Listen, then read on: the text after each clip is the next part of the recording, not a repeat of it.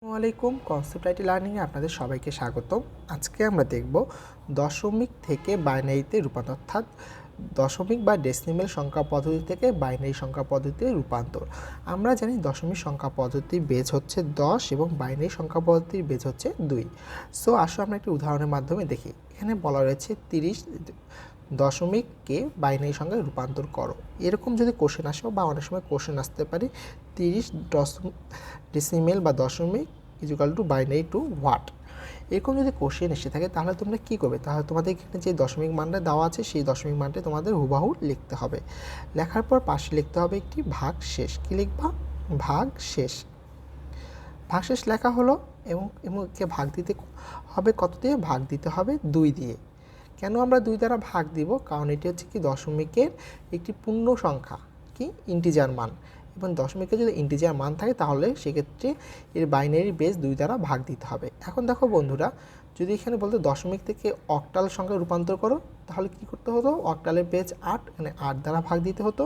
যদি বলতে দশমিক থেকে হেক্সাডেসিমেল সংখ্যায় রূপান্তর করো, আমরা জানি হেক্সাডেসিমেলের বেস হচ্ছে 16 দ্বারা ভাগ দিতে হতো। এখন আসো আমরা কি করি? 30কে 2 দ্বারা ভাগ দিই। 30কে যদি 2 দ্বারা ভাগ দিই, দেখো 15 দুগুণা 30 এবং ভাগশেষ 0। তাহলে দেখো আমরা এই 30 বরাবর লিখব এই ভাগফলটা, 15 লিখলাম এবং একটি হাইপেন দিলাম এবং এই 0 ভাগশেষটাই লিখে দিলাম ভাগশেষের জায়গায়। অর্থাৎ কি আমরা ভাগশেষটা কী করবো? সংরক্ষণ করব। এখন দেখো এই প্রসেসটা কী করতে হবে? আবার 2 দ্বারা একে ভাগ করতে হবে, অর্থাৎ 15কে আবার 2 দ্বারা ভাগ করতে হবে। কেননা যতক্ষণ পর্যন্ত আমরা এই ভাগফলটা 0 না পাবো অতক্ষণ পর্যন্ত আমাদের কি বাইনারি বেস 2 দ্বারা ভাগ করতে হবে, কারণ আমরা ডেসিমেল থেকে বাইনারিতে যাচ্ছি। এখন 15কে 2 দ্বারা আমরা ভাগ দিই।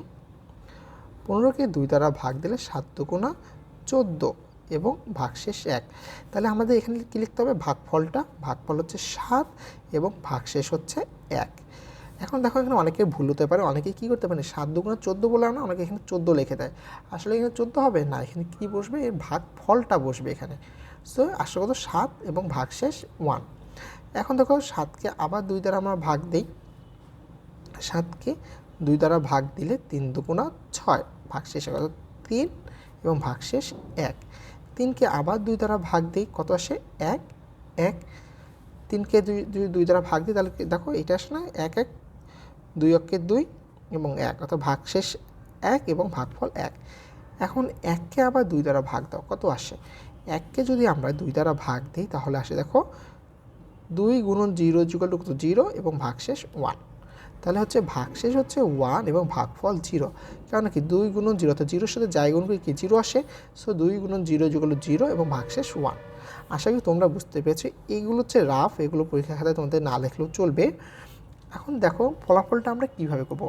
এখানে দেখো কি ফলাফল আসছে না? 0 এসে গেছে না তোমার ভাগফলটা। সো আমাদের 2 দিয়ে ভাগ করার কাজ শেষ। এখন আমাদের হচ্ছে ফলাফল নির্ণয়ের বেলা। ফলাফলটা আমাদের নির্ণয় করতে হবে নিচ থেকে উপরে। কি নিচ থেকে উপরে? কারণ নিচেরটা হচ্ছে মোস্ট সিগনিফিক্যান্ট বিট বা এমএসবি এবং উপরেরটা হচ্ছে তোমার এলএসবি বা লিস্ট সিগনিফিক্যান্ট বিট। তাহলে আসলে আমরা দেখি কীভাবে আমরা ফলাফলটি লিখব।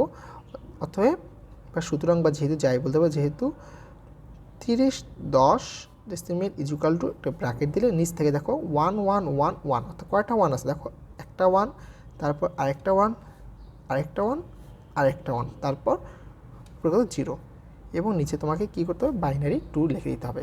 এটি ছিল ডেসিমেল থেকে বাইনারিতে কনভার্টের, পূর্ণ সংখ্যার ক্ষেত্রে ডেসিমেল থেকে বাইনারিতে কনভার্টের নিয়ম এবং ফলাফল। এখন আসো আমরা দেখি যদি ভগ্নাংশ থাকে সেক্ষেত্রে আমরা কিভাবে করব। অর্থাৎ ভগ্নাংশের ক্ষেত্রে মনে করি একটি ভগ্নাংশ নেই 0.375 ডেসিমেলকে আমরা কি করব? বাইনারি সংখ্যায় রূপান্তর করব। এটি কিভাবে করব? এর জন্য তোমাদের বাঁদিকে লিখতে হবে পূর্ণাংশ বা পূর্ণ সংখ্যা এবং একটা ডাই দিয়ে লিখবে ভগ্নাংশ। এখন দেখো ভগ্নাংশ কি, এই মানটা আমাদের এখানে লিখে দিতে হবে 0.375 এবং কোথা থেকে? দশমিক থেকে আমরা যাব কি বাইনারিতে। সো বাইনারি 2 দ্বারা কী করতে হবে? গুণ দিতে হবে। আসলে আমরা গুণ দিই। দেখো বন্ধুরা, ইন্টিজারের ক্ষেত্রে অর্থাৎ পূর্ণ সংখ্যার ক্ষেত্রে আমরা 2 দ্বারা ভাগ দিয়েছি এবং দশমিক বা ভগ্নাংশের ক্ষেত্রে আমরা 2 দ্বারা গুণ দিয়েছি। এটা অবশ্যই আমাদের মনে রাখতে হবে। 2 দ্বারা গুণ দাও, গুণ দিলে কত আস্তে আস্তে দেখো 5 দুগুণা 10, 7 দুগুণা 14, 1 15, 3 দুগুণা 6 একে 7 অর্থাৎ 0.750। সামনে কিছু নেই মানে কি জিরো আছে, অর্থাৎ জিরো কী হচ্ছে তাহলে পূর্ণ সংখ্যা অর্থাৎ পূর্ণাংশের ক্ষেত্রে আমরা জিরো লিখলাম এবং এখানে পরে 3 ঘর পর 0.750। অর্থাৎ যদি দশমিকের পরে কোনো সংখ্যা না থাকে পূর্ণ সংখ্যা তাহলে আমাদের জিরো ধরতে হবে। এখন একে আবার 2 দ্বারা গুণ দিই, দেখো কত আসতেছে 0, 5 দুগুণা 10, 7 দুগুণা 14 একে 15। কয় ঘর পর দশমিক 3 ঘর পর, তাহলে দেখো আমরা কী পাচ্ছি পূর্ণ সংখ্যা পাচ্ছি 1, তাহলে 1 এইদিকে লিখলাম এবং এইদিকে 0.500। এই গুণটি কতক্ষণ পর্যন্ত চলবে, যতক্ষণ পর্যন্ত না গুণফল কী হচ্ছে জিরো হচ্ছে। এখন আবার আসো 2 দ্বারা গুণ করি, এখন 2 দ্বারা গুণ করলে কত হচ্ছে দেখো ইঞ্জিনিয়ার বোঝাচ্ছে এখানে হচ্ছে 000 এবং 5 দুগুণা 10 হাতে 1 একটা এখানে আসলো।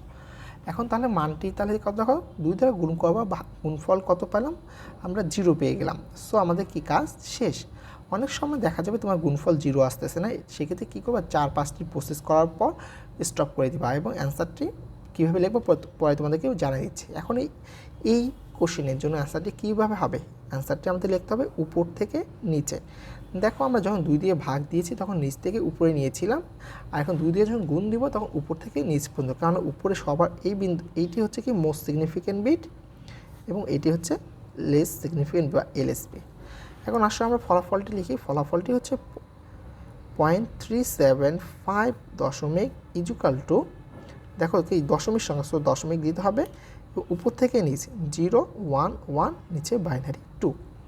আর যদি ধরো এই মানটি অন্য মান নিলাম না হওয়ার পর ধরো 4-5 বার করার পর যদি অ্যান্সার না আসে সেক্ষেত্রে তোমার কী করবে এদিকে পয়েন্ট এদিকে ধরো 0.1 আসে বা 0.1, এরপরে কী করলে 1 আসলো, এরপর যদি কোনো তারপরে গুণ করার পর যদি কোনো রেজাল্ট না পাও তাহলে এইভাবে ড্যাশ ড্যাশ ড্যাশ দিয়ে নিচে 2 লিখে দেবে। আশা করি তোমরা বুঝতে পেরেছো।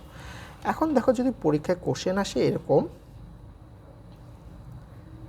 30 প্লাস 0.375 দশমিককে বাইনারি সংখ্যায় রূপান্তর করা, তাহলে কীভাবে করবে আমরা এটাকে কী করে নিই, এটাকে তোমরা সাজায় নিই 30.375 দশমিক ইজুকাল টু হোয়াট। এখন দেখো তাহলে কি এখানে কি একটা হচ্ছে পূর্ণ সংখ্যা এবং একটা হচ্ছে ভগ্নাংশ। সো পূর্ণ সংখ্যার জন্য আমরা 2 দিয়ে ভাগ দিব, ভাগ দিয়ে নিচ থেকে উপরের দিকে মানগুলো লিখবো, লেখার পর আমাদের মানটা আসলে কি এটা।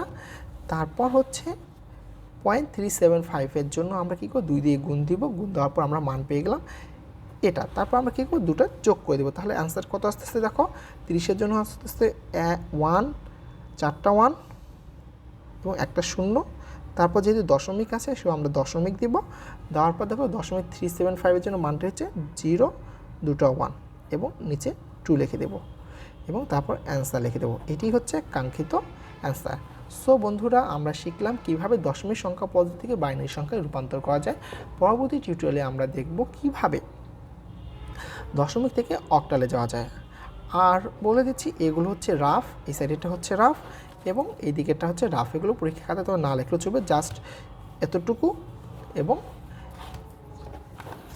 এতটুকু করলেই চলে যাবে, ঠিক হয়ে যাবে।